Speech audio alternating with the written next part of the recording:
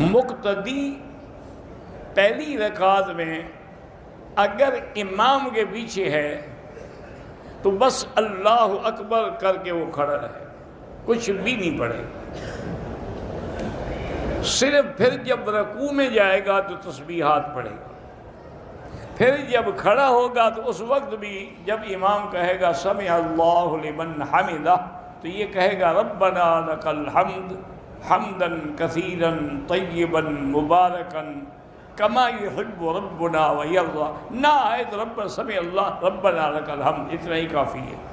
پھر سجدے میں جائے گا تسبیحات پڑھے گا سبحان ربی الاعلیٰ، بس۔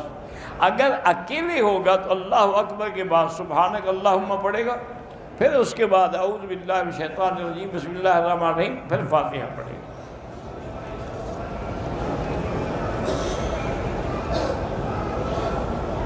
نماز میں اگر موبائل کی گھنٹی بجنے لگے تو اس لیے بند کر دیا کرے نا، کیوں بجنے لگے؟ یہ تمہاری زیادتی ہے نا۔ نماز سکون کا نام ہے، نماز خشوع کا نام ہے، نماز خضوع کا نام ہے۔ آج ہی میں ایک حدیث میں واقعہ پڑھ رہا تھا کہ میرے آقا رحمت دو عالم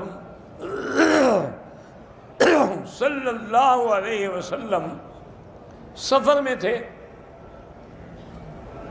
تو راستے میں ایک وادی آ گئی، وہیں رات کو پڑاؤ کرنا تھا، تو حضور نے فرمایا آج کون پہرا دے گا؟ ایک صحابی انصاری کھڑے ہوئے، ایک مہاجر کھڑے ہوئے، انہوں نے کہا حضور ہم پہرا دیں گے، کیونکہ اصولی بات ہے کہ حفاظت اللہ کرتا ہے لیکن اسباب پر عمل کرنا ضروری ہے۔ یہ بات نہیں کہ پانی نہ پئیں اور کہیں کہ پیاس بجھ جائے، نہیں، اسباب پہ عمل کریں، باقی بجھانے والی اللہ کی ذات ہے۔ تو دو صحابہ کھڑے ہو گئے پہرے کے لیے، پھر انہوں نے کہا کہ دیکھو اگر ہم دونوں جاگتے رہے تو ہو سکتا ہے کہ نیند غالب ہو جائے اور دشمن کو موقع مل جائے، ایسا کرتے ہیں کہ آدھی رات تم سو جاؤ میں پہرا دیتا ہوں، پھر آدھی رات کے بعد اٹھ کے تم پہرا دینا میں سو جاؤں گا، تو اس طرح نیند بھی پوری ہو جائے گی اور پہرا بھی صحیح معنی میں ہوگا۔ ایک صحابی سو گئے اور انصاری جو تھے وہ کھڑے، انہوں نے کہا یا ارشد کھڑا ہوا نماز کیوں نہ پڑھو؟ نماز پڑھنی شروع کی، دشمن انتظار میں تھا، اس نے دیکھا ایک بندہ کھڑا ہے، اس نے تیر مارا، حضرت کو تیر لگا، نماز نہیں چھوڑی، دوسرا تیر اس بدبخت نے مارا، پھر بھی نماز نہیں چھوڑی، تیسرا تیر جب اس نے مارا تو پھر جلدی سے آپ بیٹھ گئے، سلام پھر رکعت سے، ساتھی کو کہا کہ مجھے تیر لگے، اٹھو بیدار ہو جاؤ دشمن ہے۔ اب جب دوسرا صحابی کھڑا ہوا، دشمن نے سوچا کہ یہ دو آدمی ہیں، میں غلط سمجھا ہوں کہ ایک ہے، وہ بھاگ گیا۔ اس نے دیکھا وہ تو خون و خون تھے، 3 تیر لگ چکے تھے۔ انہوں نے کہا اللہ کے بندے یہ پہلا تیر لگا تھا، مجھے اس وقت نماز چھوڑ دے۔ انہوں نے کہا میں قرآن کی سورت پڑھ رہا تھا، میرا دل کرتا تھا یا سورت پوری ہو یا پھر میں مر جاؤں، اس لیے میں نے نماز نہیں توڑی۔ تم موبائل کی گھنٹیاں لے کے آ جاتے ہو حرم میں اور پھر سمجھتے بھی ہو کہ ہم عمرہ کر کے آئے ہیں، ہم طواف کر کے، کوئی فائدہ نہیں ان کا اگر ادب نہیں ہے۔ اگر اللہ کے گھر کا ادب نہ ہو، بے ادب محروم شدت فضل رب، بے ادب لوگ جو ہیں وہ اپنے اللہ کی نعمتوں سے، اللہ کے دیے ہوئے علم سے ہمیشہ محروم رہتی ہیں۔ جو طلباء اپنے استاد کا ادب نہ کریں وہ کبھی عالم نہیں بن سکتا۔ حضرت مولانا ادریس خان دہلوی رحمۃ اللہ علیہ جو بہت بڑے محدث تھے، مفسر بھی تھے، تفسیر معارف القرآن بھی لکھی انہوں نے، وہ درس دیتے تھے، لاہور میں بیٹھے درس پڑھا رہے ہوتے، تھوڑا دور ان کے استاد تھے مولانا رسول خان، جو کبھی ماشاءاللہ دارالعلوم دیوبند میں صدر مدرس رہے، پشاور کے تھے، پٹھان تھے، استاد الکل تھے ہر فن میں۔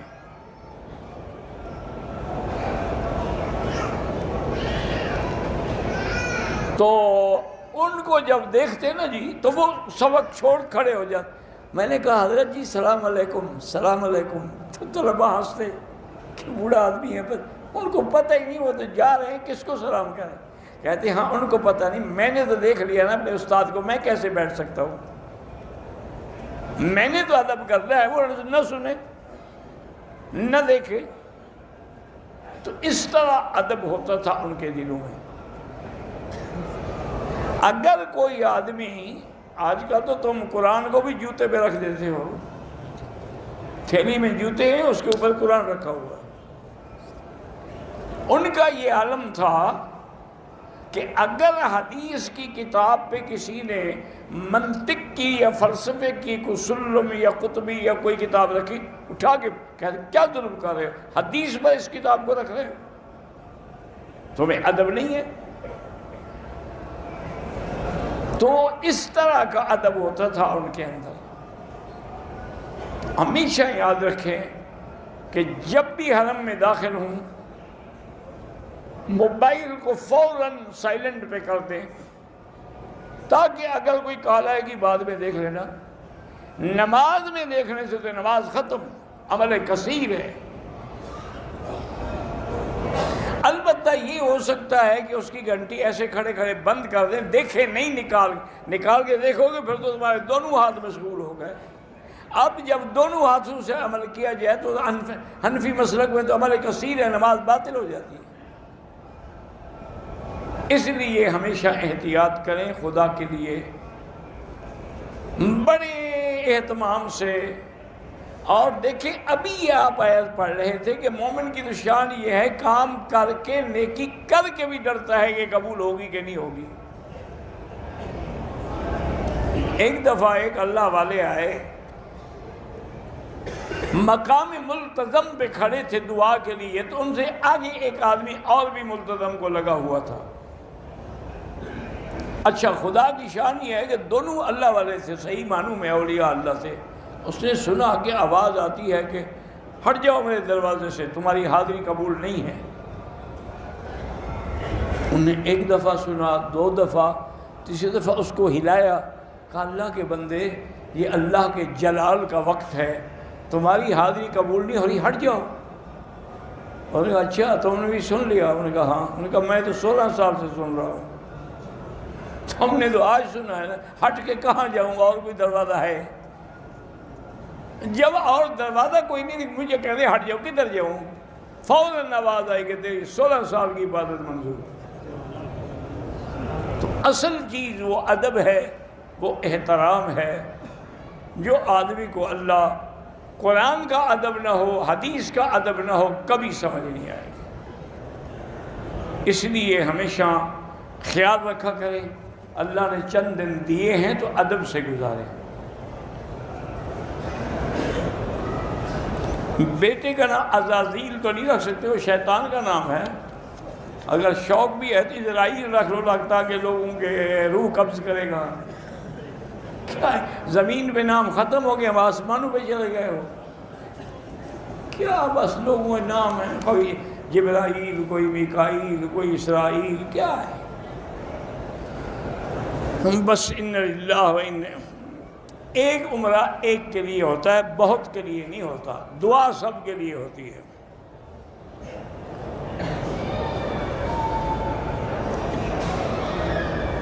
ایک آدمی مرزا ہے, اس کی ذات, عورت کی ذات جو ہے وہ کوئی اور ہے. شادی کے بعد کیا پکاری, شادی عورت کی ذات جو ہے وہ وہی رہے گی, مرد کی وہی رہے گی. یہ تھوڑا شادی کرنے سے ذات بدل جاتی ہے, شادی کرنے سے کوئی ذات نہیں بدل جاتی. ساری زندگی عائشہ بنت صدیق کی کہلائی ہے.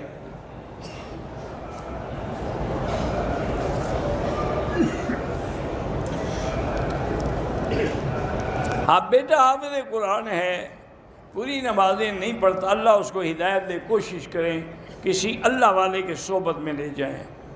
حضرت اسماعیل علیہ السلام, ان کی والدہ مصر کی تھیں, وہ مصر سے نہیں تھے. دم پڑتا ہے, ہماری بریک ہوتی 9 بجے 15 منٹ پہ, اس دوران میں حتیم میں جا کر 2 نفل پڑھ سکتے ہیں، طواف نہیں کرتے، صرف 2 رکعت پڑھنی ہے، پڑھ سکتے ہیں، کوئی بات نہیں۔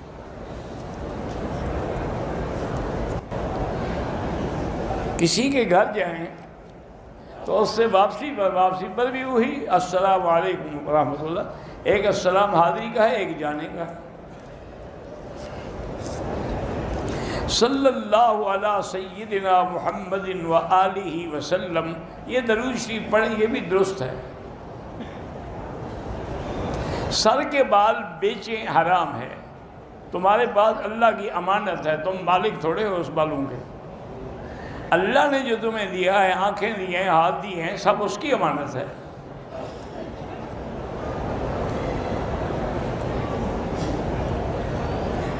اگر فرض یا سنت میں اکیلے پڑھ رہے ہو تو جتنی لمبی قرات کرو، لیکن اگر امام ہے تو پھر لمبی نہ کرو، آپ کے پیچھے بیمار بھی ہیں، بچوں والے بھی ہیں، من ام منکم فلیخفف، وہ نماز میں تخفیف کرے۔ کالا لباس بطور ماتم کے پہننا حرام ہے۔